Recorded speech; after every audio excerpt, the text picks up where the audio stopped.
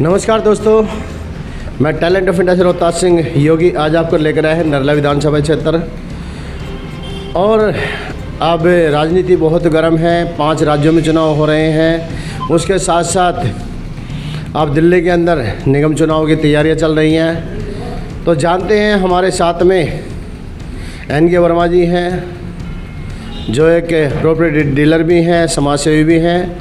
उन्हीं से जानेंगे कि आज जो निगम चुनाव की क्या कुछ तैयारियां चल रही हैं और कैसे लोग प्रतिनिधि बनकर सामने आ रहे हैं, और अगर समय लगता है उनको और जनता अगर मांग करती है तो क्या वो भी चुनाव लड़ना चाहेंगे। सर, सबसे पहले तो टैलेंट ऑफ इंडिया आपका स्वागत है। धन्यवाद। टैलेंट ऑफ इंडिया का आभार है, बहुत बहुत आभार है जो मुझ जैसे व्यक्ति को इंटरव्यू के लिए चुना है। तो वर्मा जी क्या लगता है, जिस तरह से आज जो है जनप्रतिनिधि निकल कर आ रहे हैं सामने, क्या कुछ लगता है कि वो कितने खरे और कितने खोटे हैं? देखिए, आज हमारे देश की राजनीति का स्तर जो है वो रसातल में चला गया है। नहीं समझ में आता कौन सेवक है और कौन लुटेरा है। चुनाव आने से पहले सभी लोग पब्लिक में ऐसे घुसते हैं जैसे उनसे बड़ा सेवक कोई है ही नहीं, और चुनाव जाने के बाद कोई जीतने वाले की तो बल्ले बल्ले, हारने वाला भी उस पब्लिक की सुध नहीं लेता है, क्योंकि वो केवल 2 महीने के लिए आता है और अपने आप को सेवादार घोषित करने का प्रयास करता है कि कहीं अगर किसी पार्टी से टिकट मिल गया तो मैं भी निगम पार्षद, विधायक, सांसद, जैसे भी चुनाव आते हैं, मैं लगभग 25 सालों से यही देखता आ रहा हूँ कि सेवक तो वास्तव में कोई है ही नहीं।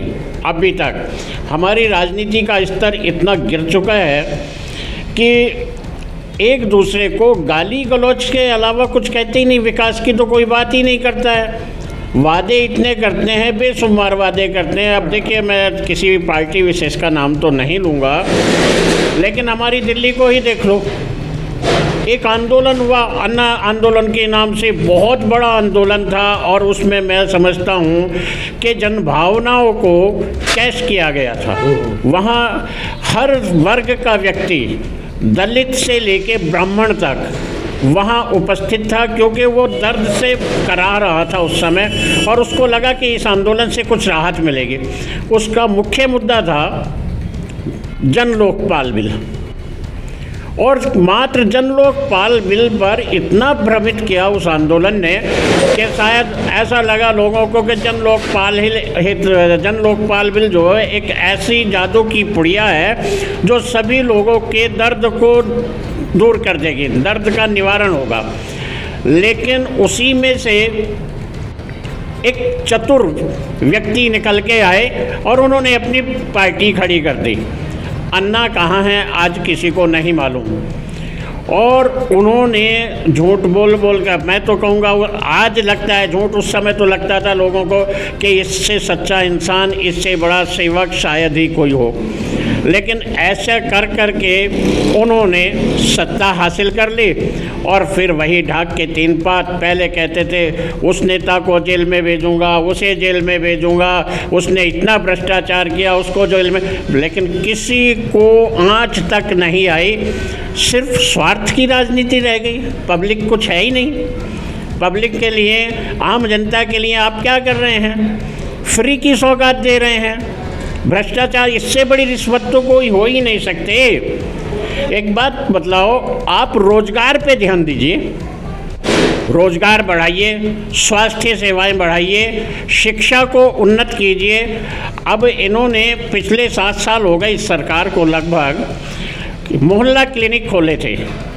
क्या मैं आप ही से जानना चाहता हूँ कितने मोहल्ले क्लिनिक में आपने डॉक्टर्स को बैठे देखा है? आप एक वरिष्ठ पत्रकार हैं और स्वच्छ पत्रकारिता करते हैं कि बिना किसी भय के कहीं कोई अब मैंने आपकी खूब वीडियो देखी हैं, मैंने आपके अंदर भय नाम की चीज़ नहीं देखी है। तो मैं तो आपसे एक प्रश्न करना चाहूँगा कि शर्मा जी, हम भय अगर करने लगे तो रिपोर्टिंग कैसे करेंगे? हाँ यही और चीज़। रही जो आपने मोहल्ला क्लिनिक वाली बातें की हैं, तो हमारे क्षेत्र के अंदर अगर हम देखेंगे ना, तो सही पूछो तो अरे सुबह अपना सत्यवादी राजा हरिश्चंद्र हॉस्पिटल जो है वो भी एक डिस्पेंसरी बन के रह गया है। हाँ यही सच्चाई है। मोहल्ला क्लिनिक बहुत दूर की बात है, हॉस्पिटल ही हमारा जो है एक मोहल्ला क्लिनिक है। अब आप देखिए, मोहल्ला क्लिनिक के नाम पे दीवारें खड़ी की, उसका बजट पास किया और उसमें कुछ भी नहीं है। डॉक्टर्स की तो बात छोड़ दीजिएगा, वहाँ कंपाउंडर तक नहीं बैठते, ताले लगे रहते या दरवाजे टूट गए हैं, उसमें गाय भैंस। तो इसमें एक चीज़ और मैं जानना चाहूँगा ना, और दर्शक भी जानना चाहेंगे कि इसमें दोष किसका है? क्या नेताओं का दोष है या पब्लिक का दोष है? देखिए, जो वोटर 5 साल का अपना जो है एक वोट छोड़ के चला आता है, उसके बाद वो नेता चाहे जो मर्जी करे, कुछ भी करे, वो सब कुछ सहन करता रहता है, चुपचाप रहता है, और फिर 5 साल जब आते हैं तो उसके बाद फिर उनकी जय जयकार करनी शुरू कर देता है। देखिए, हमारी पब्लिक बड़ी भोली पब्लिक है। हमारा देश जो है ना, भोला देश है, इसमें चतुर काम है, इसमें भोले व्यक्ति बहुत ज़्यादा रहते हैं। इनको आप किसी भी तरह से बहका लो, ये बहकावे में आ जाते हैं। हम इस देश के निवासी हैं, हमारा जो पब्लिक है, हमारे जो नागरिक हैं, उनके जो बच्चे हैं वही देश का भविष्य हैं। अगर उन्होंने आपको सम्मान दिया है तो आप व्यक्तिगत सत्ता की ना सोच के देश के भविष्य की सोचें। जो आपने मोहल्ले क्लिनिक खोले थे, उन मोहल्ला क्लिनिक में आप प्रॉपर डॉक्टर्स बिठाएं, प्रॉपर कंपाउंडर बिठाएं और उनको। जब इस सत्यवादी राजा हरिश्चंद्र अस्पताल के अंदर ही डॉक्टर पूरे नहीं है तो मोहल्ला क्लिनिक में डॉक्टर कहाँ से आएंगे? यही तो अव्यवस्था है सरकारों की, यही अव्यवस्था। आप सरकार से मांग कर रहे हैं कि मोहल्ला क्लिनिक में डॉक्टर बैठाएं, या सत्यवादी राजा हरिश्चंद्र अस्पताल के अंदर ही डॉक्टर नहीं है? मैं वही कह रहा हूँ, यही तो अव्यवस्था है। सब कुछ अव्यवस्थित है इस सरकार में, कुछ भी व्यवस्थित नहीं है। अगर कहीं व्यवस्था बनाने में ये सक्षम हो जाएं तो इनको आजीवन कोई उखाड़ नहीं सकता। नेता कोई भी हो, जो अच्छा नेता है वो हमेशा पूजा जाता है। तो विकास कर तो रहे हैं, शराब के ठेके खोलने विकास ही तो रही है। शराब के ठेके खोलना, आप इसको विकास कह सकते हैं। और अच्छी तरह जो आदमी दूर लेने जाता था, पैसा अपना कहीं जाके इन्वेस्ट करके आता था, वो अपना आराम से आस पड़ोस में जो ठेके खुल गए शराब के, वहाँ इन्वेस्ट करेगा, वो उन पैसों को आराम से शराब लेगा, वहाँ से आराम से पिएगा और खूब अपनी सेहत बनाएगा वो। हाँ, ये भी तो इन्वेस्ट है ना। हाँ, आपकी बात सही है, लेकिन उन महिलाओं से पूछो जिनके पति शराब पी के शाम को घर पे जाते हैं, गाली गलौज करते हैं, घर में खाने के लिए तो दाने नहीं है, लेकिन शराब के ठेके खोल दिए, उनके लिए आसान और कर दिया, दूर से नहीं भाई, नज़दीक से ले लो अपने। लेकिन मुख्यमंत्री जी तो ये कहते हैं कि उसका विरोध करने वाला तो हो कोई, जब कोई विरोध नहीं करा तो हम तो खोलेंगे उन चीज़ों को। तो उस दिन वो महिलाएं कहाँ जाती हैं जब उनके पति जो है ठेके खुलते हैं, तो वो उससे पहले क्यों नहीं आगे खड़ी होती हैं बंद करवाने के लिए? देखिए, सबसे बड़ी बात ये है, आज इतना बेकार कर दिया लोगों को फ्री का दे दे के कि महिलाएं पिसके रह गई हैं हमारे राज्य की, दिल्ली की महिलाएं। वो काम में इतना व्यस्त रहती हैं कि उनके पास उतनी फुर्सत ही नहीं आजीविका चलाने के लिए किसी का विरोध करें वो, कि किसी का विरोध कर पाएँ। ये तो हमें सोचना चाहिए, हमें उनका मान रखना चाहिए। यदि हमें चुना है, किसी भी राजनेता को पब्लिक ने चुना है, तो वो पब्लिक का हित की सोचे, न कि उसके विरोध में जाए। और ये हमेशा विरोध का ही कार्य करते हैं, विरोध में ही कार्य करते हैं। शराब के ठेके खोले हैं हर राज्य को भाई। स्कूलों को नहीं छोड़ा है, स्कूलों को नहीं छोड़ा, स्कूलों के आसपास खोल रखे हैं, मंदिरों के पास खोल दिए गए हैं। आप तो कह रहे हैं गली मोहल्लों को छोड़ दें। मैं वही चीज़ कह रहा हूँ, गली मोहल्लों को, मंदिरों को, विद्यालयों को, इनको छोड़ के आप किसी एक ऐसी जगह खोल दें जहाँ दूर जाके ले ले अपना आदमी को जो करना कर ले। लेकिन क्या है, इस तरह से फैलाओ, समाज में विकृतियों के अलावा कुछ नहीं होगा। पब्लिक फिर भी अगर इनको चुनती है तो क्या कह सकते हैं, क्यों फ्री के लालच दे रखे हैं। हर गरीब आदमी तो ये सोचता मेरे 200 रुपये बच गए तो वही चीज़। आपकी बिजली फ्री है? नहीं है।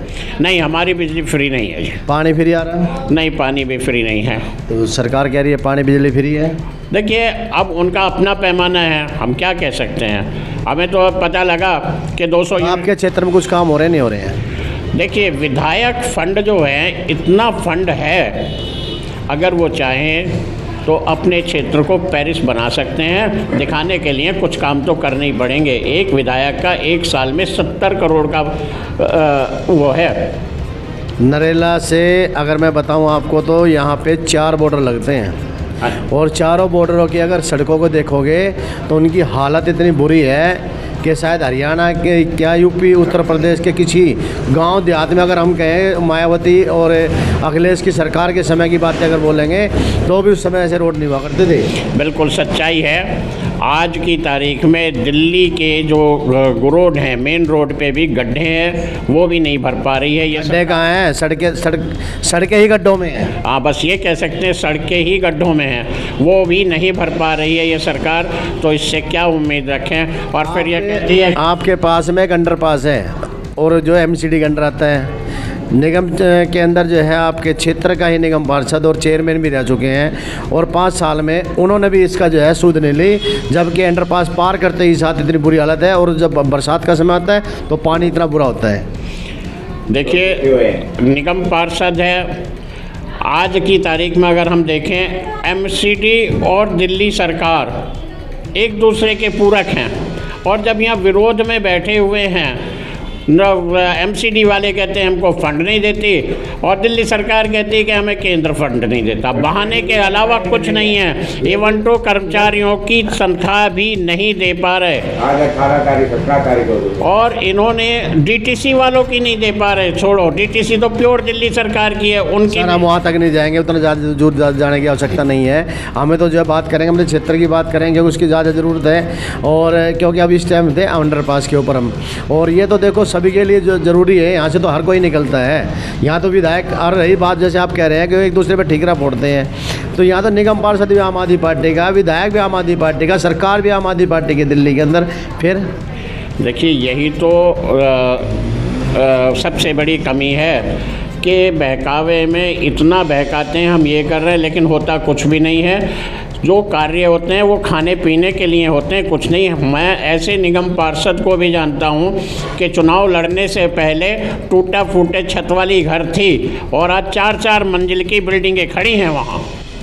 तो विकास तो हुआ। ऐसा क्या कमा लिया? और क्षेत्र वैसे ही है, सड़कें देखो, विकास बात कही आपने, विकास तो किया ना उन्होंने। हाँ, अपना स्वयं का विकास जरूर किया है। तो वो भी तो एक वोटर है, वोटर तो वो भी है। हाँ, क्षेत्र में तो है ना वो भी। हाँ, अपने स्वयं का इतना विकास कर लिया, इतना पैसा आ गया, खुद की 4-4 मंजिल की बिल्डिंगें बन गई हैं, और गरीब आदमी पड़ोसी ना बनाए तो उसका कसूर थोड़ी है बेचारे का। हाँ, बिल्कुल सही बात है। अब उससे पहले तो उसके पास था नहीं, पार्षद बन के आ गया। अब यहाँ से कल्पना कर सकते हैं कि कितना पैसा खाया होगा सरकार का, जो कर्मचारियों को तनख्वाह नहीं दे रहे। उनको बचत मिल रहा। चलिए, कोई नहीं वर्मा जी, अब और लोगों से भी जान लेते हैं कुछ बातें, क्योंकि समय है थोड़ा सा इस टाइम हर किसी के विचार जानने का, किस किस के क्या क्या विचार हैं। तो दोस्तों, बने रहिए टैलेंट ऑफ इंडिया के साथ में, और वर्मा जी से हमारी जो बातें हुई वो आप लोग देखिए, सुनिए, समझिए, और अगर जो भी पॉइंट्स आपके मन में आते हैं तो कमेंट ज़रूर कीजिए। और हमारे चैनल को, talent of India news channel को आप सब्सक्राइब और बेल आइकन करना ना भूलें। धन्यवाद।